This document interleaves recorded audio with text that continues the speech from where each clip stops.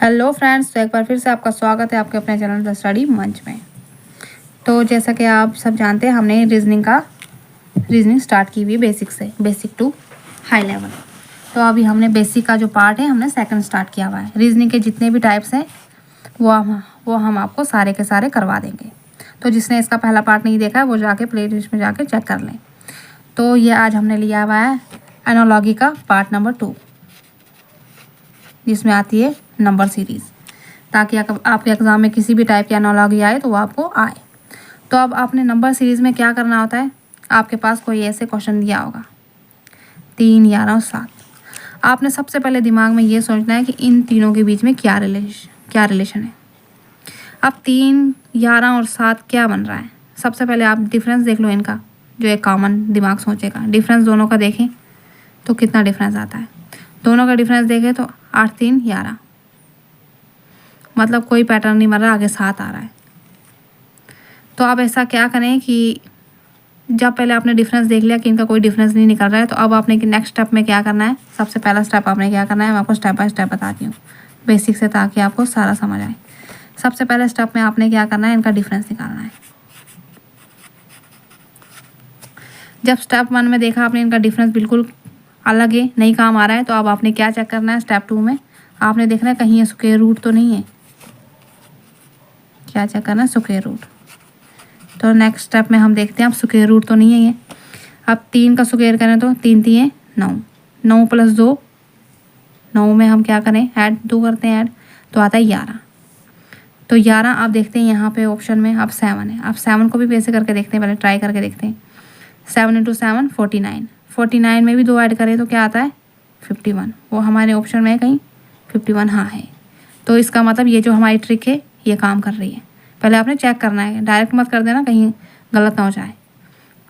तो 3 × 3 9 + 2, मतलब ये पैटर्न यहाँ पे काम कर रहा है। आप 7 का भी ऐसे करें तो 7 × 7, पहले इनका स्क्वायर रूट, पहले इनका स्क्वायर करके उसके बाद +2 करना है। स्क्वायर यहाँ पे स्क्वायर करना है, ठीक है। तो इसका ऑप्शन क्या आएगा 51, ऑप्शन नंबर डी। सबसे पहले आपने यही सोचना है, पहले डिफरेंस निकालना है, फिर इनका स्क्वायर देखना है। और ये सब आपको ऐसे कैसे आएगा दिमाग में, जब तक ना आप खुद प्रैक्टिस करोगे। मेरा काम है आपको समझाना, बाकी प्रैक्टिस आपको खुद ही करनी होगी। अब नेक्स्ट पार्ट आप देखते हैं, ताकि आपको थोड़ी प्रैक्टिस हो जाए यहाँ पे। जिसको अगर समझ आ गया तो खुद भी ट्राई कर सकते हो, जब तक मैं आपको सॉल्व करके बता रही हूँ। अब इसमें देखते हैं, तो पहले इनका डिफरेंस कर लें।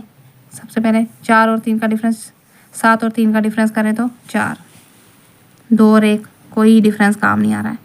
तो यहाँ पे आगे भी हमारे पास कोई वैल्यू नहीं दी हुई है। इसका मतलब हमें इसका आंसर क्या निकालना है, ऑप्शन से निकालना है।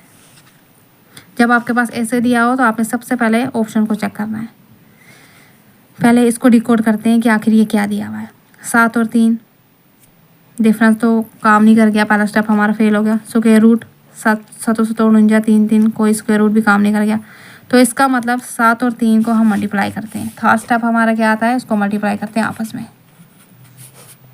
मल्टीप्लाई। अब 7 और 3 को मल्टीप्लाई करें तो 7 3 21, मतलब ये हमारा अप्लाई कर गया। ये जो तो 7 3 21। अब हमने ऐसा ही पैटर्न ढूंढना है कि ऐसी कौन सी वैल्यू हमारे पास यहाँ पे है जिसको हम मल्टीप्लाई करें तो हमारे पास सामने वाली वैल्यू आ जाए। तो 45 यहाँ पे दिया हुआ है। अगर 45 4 × 5 कर दो, 5 × 20, तो 20, तो यहाँ पे तो 65। इसका मतलब ये ऑप्शन हमारा नहीं है। अब नेक्स्ट को चेक करते हैं। 9 × 5, 9 पंजे 45, 45, तो सामने भी 45। तो आपका ऑप्शन जो था बी में ही था। जब आपको यहाँ पे ऑप्शन मिल गया तो नीचे चेक करने की ज़रूरत नहीं है। ज़्यादा टाइम वेस्ट करोगे आपका ही लॉस होगा, इसलिए ज़्यादा टाइम वेस्ट मत करना। चलो एक और क्वेश्चन लेते हैं ताकि आपको ईजिली समझ आ जाए। अब नेक्स्ट आपके पास ये वैल्यू दी हुई है। अब इसमें आपने क्या देखना है, 13, सबसे पहले डिफरेंस देखते हैं। डिफरेंस देखते हैं तो 13 और 7 के बीच में, नहीं 13 और 20 के बीच में करें तो आता है 7 का डिफरेंस। यहाँ पे डिफरेंस काम कर गया। अब आगे देखें और तो 20 और 27 के बीच में, यहाँ पे भी 7 है, मतलब इनके बीच में 7 7 माइनस हो रहा है। अब यही पैटर्न हमने यहाँ पे देखना है कोई काम करता है या नहीं करता है। डिफरेंस मैंने आपको बता दिया। अब आपने इस ऑप्शन को चेक करके बताना है कि सही ऑप्शन कौन सा है। तो ये ऑप्शन मैंने आपके लिए रखे हुए, सही आंसर आप मुझे कमेंट करके बताएं।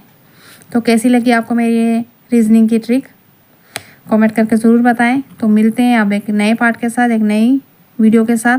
तब तक के लिए नमस्कार एंड ऑल द बेस्ट।